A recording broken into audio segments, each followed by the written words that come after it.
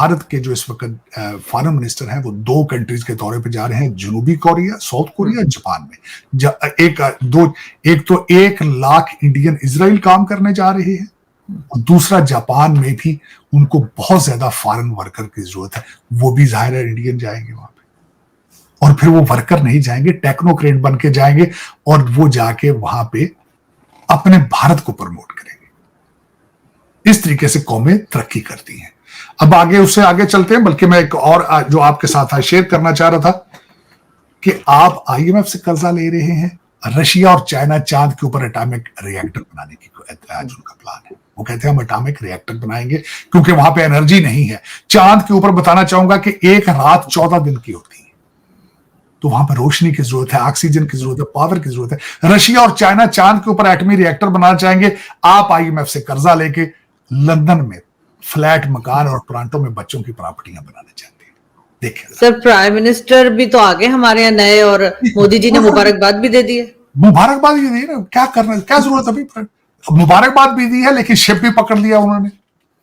China से जो ship आ रहा था मुंबई में पकड़ लिया उन्होंने कि भाईजान ये क्या इसमें लेके जा रहे हैं, आप जरा दिखा जाए। लेकिन ये देखे ना, आप आईएमएफ से लेके फ्लैट लेना चाहते हैं लंदन में और टोरंटो में, और उन्होंने क्या बनाया ये भी बताना चाहता हूं।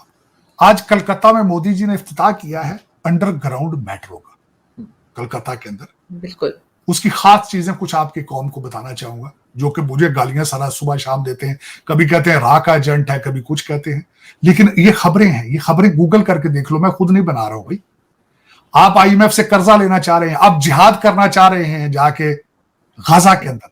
टीटीपी को गले नहीं पड़ेंगे आप, वो अंदर घुस के मार रहे हैं, उसके पीछे नहीं जाएंगे आप। गाजा में जाके जिहाद करना चाहते हैं। जरा इस खबर को जरा आप खुद देख लें।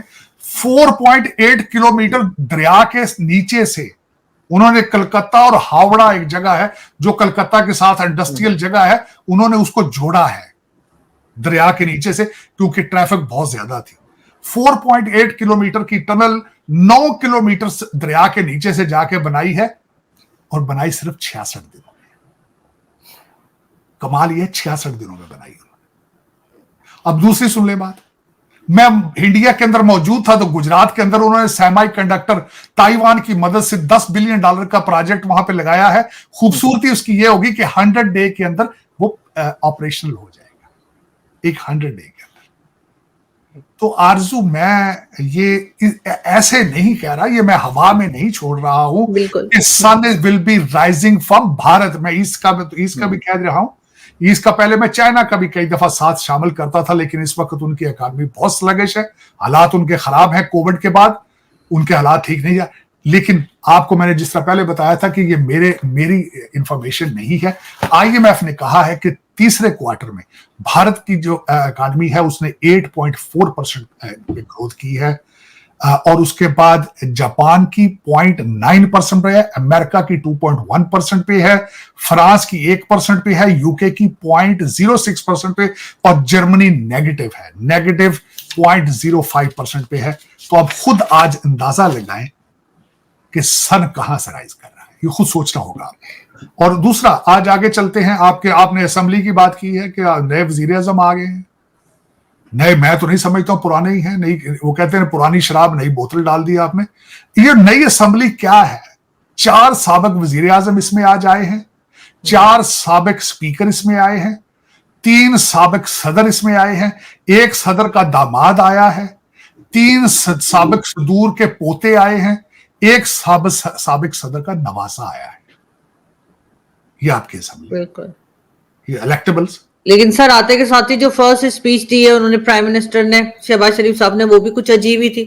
वो बता रहे थे कि सबकी तनख्वाहें कर्जे से दे रहे हैं, और साथ ही उन्होंने भारत के ऊपर भी उल्टे सीधे स्टेटमेंट दी। 1 घंटा 20 मिनट की तकरीर तो नहीं ना इसको कहते, ठीक? कौन सी तकरीर? कानों में टूटियां लगा के जितना उन्होंने शोर डाला है दूसरी साइड पे, ये कौन इसको तकरीर कहता है? ये कौन इसको फ्यूचर कहता है? क्या होगा? मुझे, मेरा आरजू, मैंने शायद पिछले सेगमेंट में भी आपको बताया था, आपकी स्टेट इतनी कमजोर हो चुकी है कि इस असेंबली के बाहर एक और असेंबली लगा करेगी। पंजाब के अंदर, पंजाब के असेंबली के बाहर एक दूसरी असेंबली लगा करेगी टेंट के नीचे। आपका हर इस वक्त पीटीआई का बच्चा जाके पिशावर हाईकोर्ट से रिलीफ ले रहा है। पहले लाहौर हाईकोर्ट, भट्टी साहब वहां से उनको वो रिलीफ देते थे।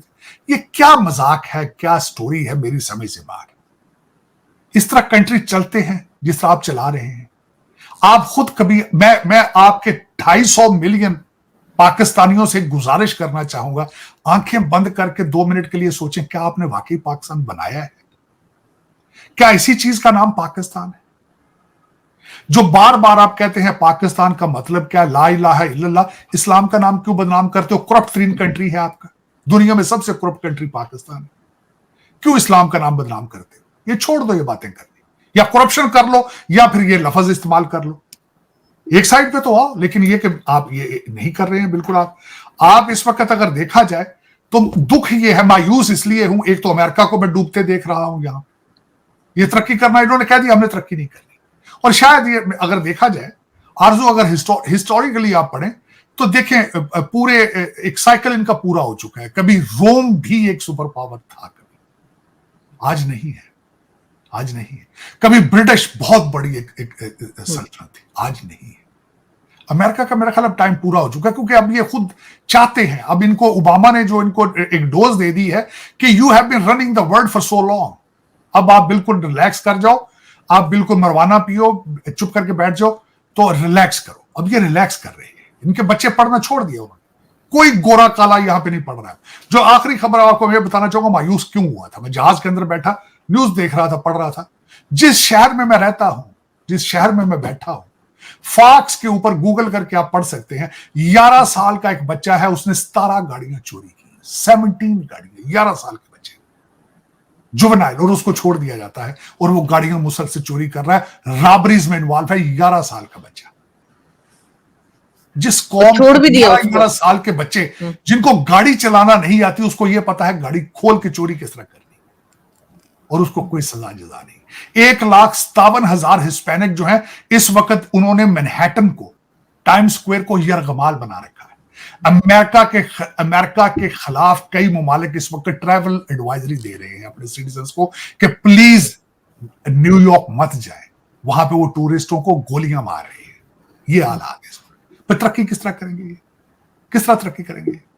और मैं अभी भारत से होके आया हूं, मैं आपको मैं हकीकतन बताता हूं, मैं पहले भी कई दफा गया हूं, इस दफा भी गया हूं, मैंने कोई पुलिस का नाका कहीं नहीं देखा। 4 या 6 स्टेटों में, मुख्तलिफ शहरों, मैंने पुलिस को हरासा करते नहीं देखा किसी को। आप देख लें आपके अंदर क्या हाल है। आप जिस शहर में बैठी हैं, हर 5 माइल के बाद आपके गाड़ी का ट्रंक खोला जाता है, कहते हैं खोले आप कहां से, कहां जा रहे हैं, जिस तरह वार जोन में घूम रहे हैं। तरक्की किस तरह हो? राम मंदिर की सुरक्षा भारतीय एजेंसियों के लिए एक अहम सवाल है। अयोध्या में मंदिर की सुरक्षा के लिए यूपी पुलिस के अलावा केंद्रीय बलों की भी तैनाती की गई है। इस बीच राम मंदिर की वेबसाइट की सुरक्षा करने की भी चुनौती सामने है।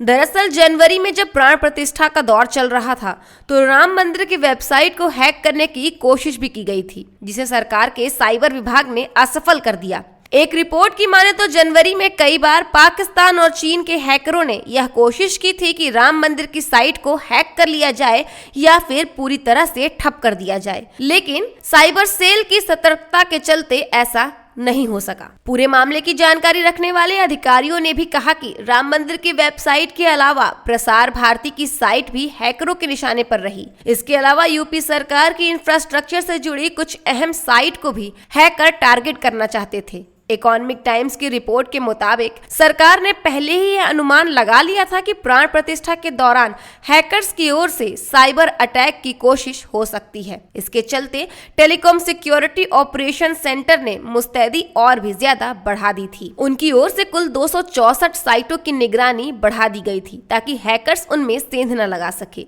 जिन साइटों की सुरक्षा में इजाफा किया गया था, उनमें Ram Mandir, Prasar Bharati, UP police, airport, UP tourism और पावर ग्रिड आदि शामिल थे। सूत्रों के मुताबिक चीन और पाकिस्तान के कुल 140 संदिग्ध आईपी एड्रेस से राम मंदिर और प्रसार भारती की वेबसाइट को टारगेट भी किया गया था। संदेह होने पर इंटरनेट सर्विस प्रोवाइडर कंपनियों को आदेश भी दिया गया था कि वे इन संदिग्ध आईपी एड्रेस की एक्सेस को ब्लॉक कर दे। यही नहीं, इसके बाद भी चीन और पाकिस्तान के हैकर्स की संदिग्ध गतिविधियां दर्ज की गई और फिर कुछ और आईपी एड्रेस को ब्लॉक करना पड़ा। एक अधिकारी ने बताया कि कुल 1244 आईपी एड्रेस थे जिन्हें ब्लॉक किया गया और उसके बाद साइबर अटैक की घटनाओं में कुछ कमी दर्ज की गई।